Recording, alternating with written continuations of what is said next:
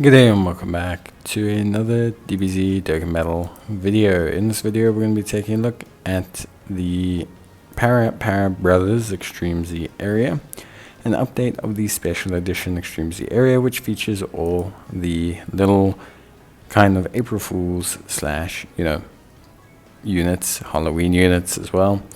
This is the latest stage, stage 13. You are required to have the Para Brothers themselves and also the int Belma for the stage, so you have to have them on your team for the stage.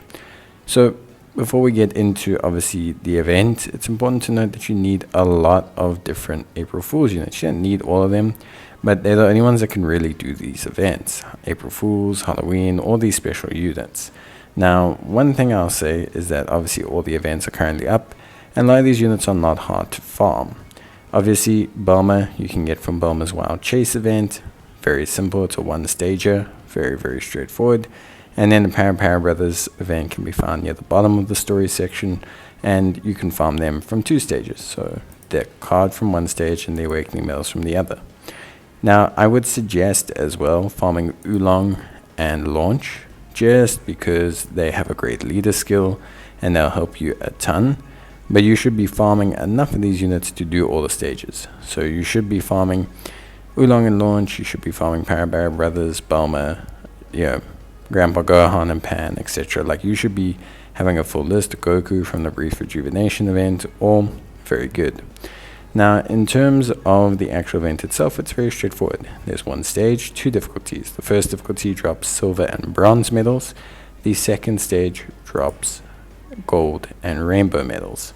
You will need to run each stage 6 times unless you get a exclamation mark or a special panel, and that will give you bonus medals. So you have to run each stage roughly 6 times. A special panel, which you'll see when I show you the stage the first time round, will push you to get bonus medals, and then things will become a lot easier. I'm going to show you guys some variations of team builds. If you don't have Oolong and Launch, you can obviously use a Dragon Ball Seekers team. If you have Oolong and Launch, just use them instead. Overall, the thing is there are some summonable units to use, but it's just a lot easier to go farm the appropriate free-to-play characters that you can use and just make your life a lot easier that way. Now, like I mentioned, in terms of the actual stage, you just run them a couple times. The stages are not hard, they're not difficult in the slightest, so you don't have a problem. It's getting the units that's the problem. So yeah, pretty straightforward.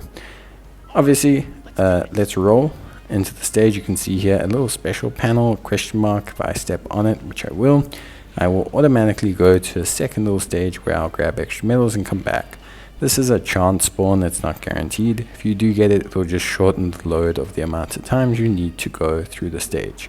You need 15 bronze, 30 silver, 30 gold, and 30 rainbow to be able to get through 40 silver, 30 gold and 30 rainbow to be able to finish off the unit, where that works out to doing 5 attempts per stage if you get lucky with a question mark. That's really it. Depending on if you've EZA'd the other April Fools units, or if you're using summonable ones, or whatever stage you are with the other units, is going to depend on how quickly you go through the event. I will say there are some really top tier picks for this. Great Saiyaman 1 and 2, Oolong and Launch, really can just almost ace the event on both difficulties very easily. So if you're just looking to maximize those two characters and you just want to get the stones, you don't even care about the units, you can just do that as well. You don't have to actually EZA the Para Brothers. You can literally just do whatever you want. So it's not really like a huge issue. Basically, you can just collect the 2 stones from the stage and be done. Now, in terms of the Para Brothers themselves, they look pretty interesting, I'll say. They give all allies a flat attack and defense of 33%. They change depending on position, but they give key and defense or attack depending on the position. And then if there are 2 or more physical allies on the team, they'll interrupt the attacked enemies for 5 turns from the character's entry turn, which is pretty interesting, I would say. Overall, they look like a lot of fun. Look, they're not really units. They're a fun April Fool's unit. They're a very cool, fun little support unit. They are not on a lot of teams, they're not on a lot of categories, but we'll take a look and see just how good they can be and maybe have a bit of fun with them as well. But really, they are just there, meant to kind of float around in your third slot, having a good time. But yeah, that's it from me. If you need any more help, let me know. Remember to farm an extra copy for the essay.